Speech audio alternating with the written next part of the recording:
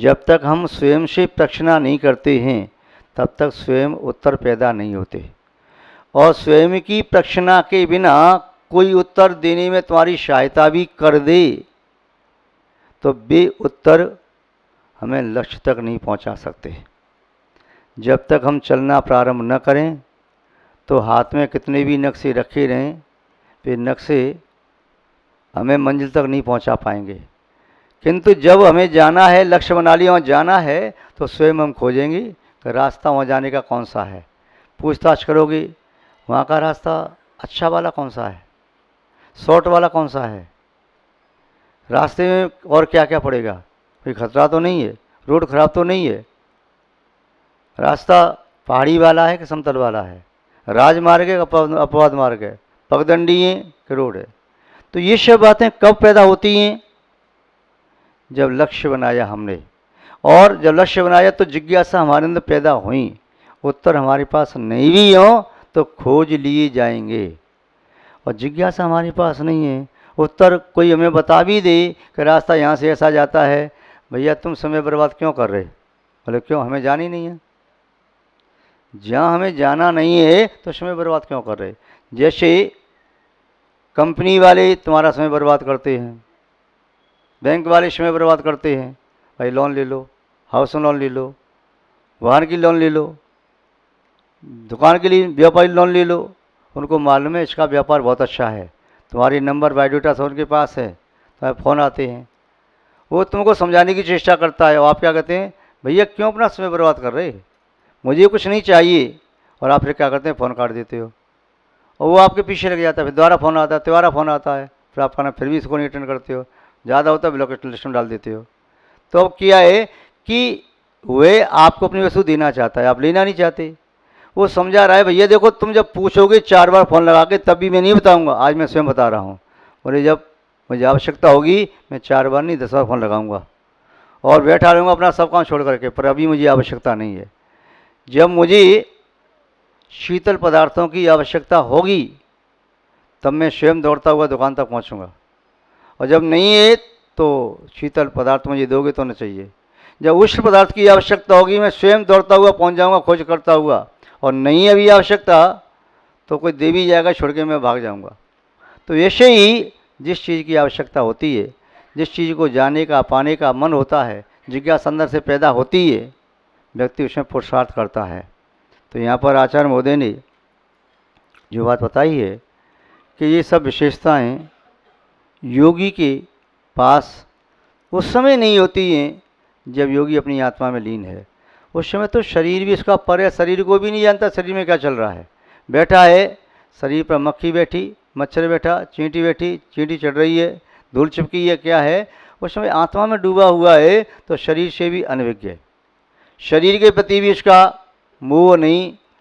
अब कोई दूसरा व्यक्ति आगे कहे अरे क्या होगा तुम्हारे शरीर को, बोले मेरे शरीर को क्या हुआ क्या नहीं, वैसे छोड़, तो अब अपना शरीर देख, मैं तो ठीक हूँ, मस्त हूँ, चंगा, मुझे कुछ नहीं बढ़ रहा। अरे तुम तो सूख के बिल्कुल आधी रह गए, क्या हो गया? वो कई भक्त ऐसे होते, अरे महाराज जी क्या हो गया, आप तो बिल्कुल आधी रह गए, पहले वहाँ थे तो कहते आधी रह गई, यहाँ आए तो आधी रह गई, वहाँ आए तो आधी रह गई, हम तो आप तो आधी रह गई। ऐसे करते करते हम तो बचेंगे नहीं, हम तो बिल्कुल आधा शरीर रह गया आपका, तो आधा कहाँ चला गया?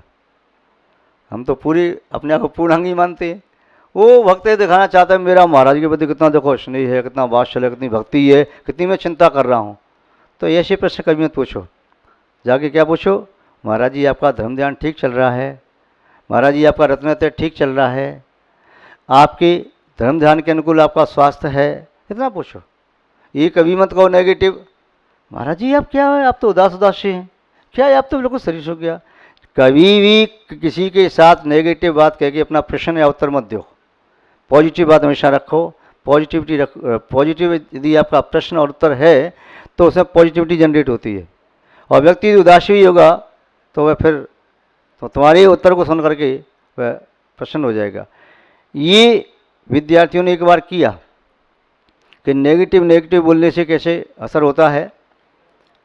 स्कूल में विद्यार्थी पहले पहुँचे और जैसे अध्यापक आए तो जो विद्यार्थी मिला तो हाथ जोड़ के प्रणाम करने को हुआ, गुरुजी प्रणाम, गुरुजी प्र कह पाया तो हाँ क्या हो गया गुरुजी आपको? आपको क्या हो गया? लगता है 2-4 दिन बुखार आ गया, आपको क्या हो गया? आपका ये सूरत कैसे हो गई, कैसा हो गया? पर नहीं, मुझे तो कुछ नहीं हुआ। गुरुजी आप तो सच में ही, आप तो बदल गए, क्या हो गया? अब गुरुजी को बड़ा अटपटा सा लगा। आगे पहुंचे, विद्यार्थी ने कहा, अरे गुरुजी क्या हो गया? आपको लगता है लूज मोशन हो गया, आप तो शरीर सूख गया, अब तो क्या हो गया? आगे पहुंचे, विद्यार्थी फिर टोक दिया। अब तो 5-7 विद्यार्थी ने टोका तो उसको तो बुखार ही आ गया। वो तो सोचा मैं बुखार आ गया, मुझे क्या हो गया, बड़ा मुश्किल। और एक पीरियड पढ़ाया, लौट के घर आ गए, जब मेरा स्वास्थ्य ठीक नहीं, लेकर के आ गए। अध्यापकों विद्यार्थियों ने कहा कि वास्तव में हमारा जो हमने चलाया था, अपना सूत्र लागू किया था, उसका प्रैक्टिकल करना चाहा कि नकारात्मक ऊर्जा कैसे काम करती है और काम करेगी, छुट्टी मिलेगी हमको। अब सकारात्मक ऊर्जा भी काम करती है कि नहीं करती है, उसके बारे में सोचा। एक दिन अस्वस्थ अध्यापक आए तो उन्होंने कहा, गुरुजी आज क्या बात है, आज तो आपके चेहरे बड़ी चमक है, बड़ी चमक दिखाई दे रही है, अब तो क्या बात है, लगता है समधी शिव लेके आए होगे। अरे वो कहता, अरे समधी शिव लेके नहीं आए, इसके ससुराल से बहुत सारा धन मिल गया लगता है। कोई कहता नहीं, आज तो गुरुजी अपनी मनपसंद भोजन करके आए। कोई कहता अरे नहीं, आज गुरु माँ ने गुरु को बहुत सारा प्यार किया होगा। अरे ऐसा नहीं, आज तो बच्चे गुरु के पास खूब खेलते हुए आए हैं। गुरुजी बातों लग गई कि बड़ा अच्छा लग रहा है, आप तो रोम रोम पुलकित आज गुरुजी आपका, इतने स्वस्थ दिखाई दे रहे हैं। और सुनते सुनते गुरुजी चेहरे पे प्रसन्नता आ गई, मुस्कुरा गए वो तो, जो मुंह लटकाए आ रहे थे। तो ये सत्य बात है कि सकारात्मक ऊर्जा का प्रभाव भी सकारात्मक होता है और नकारात्मक का नकारात्मक होता है। जैसे भावों से, जिन भावों के साथ वार्तालाप व्यवहार किया जाता है, वैसा प्रभाव पड़ता है। इसलिए कभी भी आप भी घर में, परिवार में, मित्रों से, अपने इष्टजनों से कभी भी नकारात्मक भाषा मत बोलें, सकारात्मक बोलें। और नकारात्मक को दूर करने का उपाय है सकारात्मकता। और यदि किसी को डाउन करना हो तो उसे नकारात्मक कहते जाओ। जैसे शकुनी ने किया था दुर्योधन को, किया था। शकुनी क्या कहता दुर्योधन से महाभारत के युद्ध में, बस धत तेरे की, तू तो कुछ नहीं जानता, कैसा राजकुमार है, तीर चलाना नहीं जानता, ले तेरा तीर खाली चला गया। जब 99 ठिकाने पे लगे, एक खाली चला गया, तभी धिक्कार रहा है, और हर तीर पे धिक्कार रहा है। ये तिरछा हो गया, ये ऐसा हो गया, वहाँ लगना चाहिए था। टोक टोक करके उसको नकारात्मक बोल बोल करके नकारात्मक बना ही दिया, उसको परास्त हो गया। उधर दूसरी ओर कौन थे, श्री कृष्ण। वो क्या करे अर्जुन से, वाह वाह अर्जुन वाह, क्या बात है, कमाल कर दिया, तुझ जैसा तो धनुधारी पूरा कोई विश्वमाज है ही नहीं, क्या तीर लगा ठिकाने पर। इतनी प्रतिकूलता होने पर भी, वायु प्रतिकूल चल रही तभी तीर तेरे साथ सीधा जा रहा है, क्या बात है। और वाह वाह करते करते उसको ऐसे चढ़ा दिया, उसको बड़ा श्रेष्ठ धनुधर सिद्ध कर दिया। इसी तरह आप भी अपने जीवन को सकारात्मक ऊर्जा से सकारात्मक बना सकते हैं और नकारात्मक ऊर्जा से नकारात्मक भी बना सकते हैं। तो महानुभाव यहाँ पर कहा, जब योगी ध्यान में लीन होता है तो विभिन्न प्रकार के विकल्पों से मुक्त हो जाता है। उसके मन में क्या है, कैसा है, क्यों है, किसका है, कहाँ से है, कहाँ नहीं है, कब है, कोई प्रश्न नहीं होता। वह आत्म तत्व में लीन होकर के आत्मा का अनुभव करता है। जैसे बताया था जब आम के बारे में, कि जब आम खा रहा है तो कोई विकल्प नहीं, आम कहाँ से आए, कितने के आए, कौन लाया। और जब तक नहीं खा रहा है तब तक विकल्प है, वहाँ से लाना, इतने के लाना, ऐसे लाना, वैसे लाना। तो विकल्प अनुभव करते समय नहीं आते हैं, अनुभव से नीचे होता है तो विकल्प आते हैं। तो योगी जब आत्मा में लीन है तो विकल्पों से रहित होता है। आज बस इतना ही। जबरी श्री शांतनाथ भगवान की, परम पूज्य आचार्य गुरुदेव श्री विद्यानंद जी महाराज की, श्रीमद् जैन धर्म की। ओम नमः सिद्धेभ्यः। जय बोलिए त्रिकालवर्ती त्रैलोक पूज्य विश्वाराध्य पंच परमेष्ठी भगवान की, अनंतानंत सिद्ध परमेष्ठी भगवान की, वर्तमान जन शासन श्री वर्धमान महावीर भगवान की, परम पूज्य आचार्य भगवान श्री पूज्यपाद स्वामी मुनि महाराज की, परम पूज्य सिद्धांत चक्रवर्ती श्वेत विश्वाचार्य गुरुदेव श्री विद्यानंद जी मुनि महाराज की, विश्व कल्याण कारक अहिंसा प्रदान शिव विश्व धर्म की।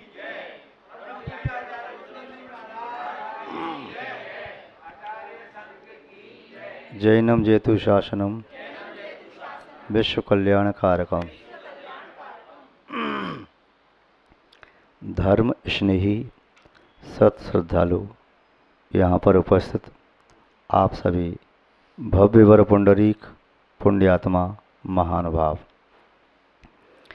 आचार्य भगवान पूज्यपाद स्वामी जी इष्टोपदेश ग्रंथ की 43 नंबर की कारिका के माध्यम से ये बता रहे हैं कि जीव अनादिकाल से संसार में भ्रमण क्यों कर रहा है और सिद्ध परमेष्टि जो अनादिकाल से सिद्ध बन चुकी हैं वे वहीं पर क्यों हैं, क्या कारण है, उस कारण के संबंध में चर्चा कर रहे हैं। आचार्य महोदय के शब्दों में कारण मुख्य ये है कि जीव की ये ऐसी परिणति है, ऐसी प्रकृति है, ऐसा स्वभाव है, जहाँ पर पहुँच गया बस उसमें ही लीन हो गया, अन्यत्र जाने का मन उसका नहीं होता, उसमें ही उसे आनंद आने लगता है, उसमें ही वे आनंद खोजने लगता है, वे अन्य दूसरी दिशा में गमन नहीं करता। यदि कोई एक रास्ता भटक गया, कहीं वस्तु खोजने गया जंगल में, तो वहीं घूमता रहेगा, डायरेक्शन चेंज करके दूसरी ओर जाने का नहीं करता। इसलिए वहीं भटकते भटकते वो असंग हो जाता है, डायरेक्शन चेंज करता है तो फिर वह अपने गंतव्य तक पहुंच भी सकता है। आचार्य महोदय क्या कहते हैं उनके शब्दों में देखें। यो यत्र निवसन्नास्ते यो यत्र निवसन्नास्ते स तत्र कुरुते रतिम